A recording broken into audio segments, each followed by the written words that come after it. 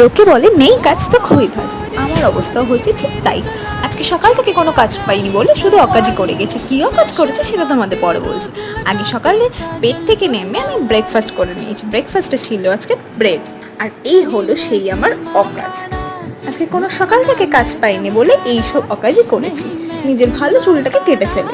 প্রতিবারই চুলটা বড় হয়ে গেলে আমি এরকম কিছু অকাজ করেই থাকি। রেজাল্টটা দেখার পর মনে হয় আমার যে এটা করা হয়তো ঠিক হয়নি, বাট তাও আমি প্রতিবারই করে থাকি। জানি না আমি কেন করি, বাট তাও করি।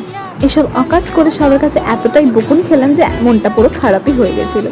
তারপর স্নানে গেলাম। স্নান করতে করতে আমি বাজিয়ে ফেলেছিলাম বেলা 3টে। তারপর স্নান সেরে ঠাকুর ঘরে পুজো করতে চলে গেছিলাম। ঠাকুরের কাছে ভালো করে একটু পুজো করে মা খাবার জন্য ডাকছিল। খাবারটা খেয়ে এমন ভাত ঘুম দিলাম যে পরে ভিডিও করতে ভুলে গেলাম। আজকে আমাদের দুপুরের মেনুতে ছিল ডাল, ভাত, পনিরের সবজি আর শাক। Bye bye.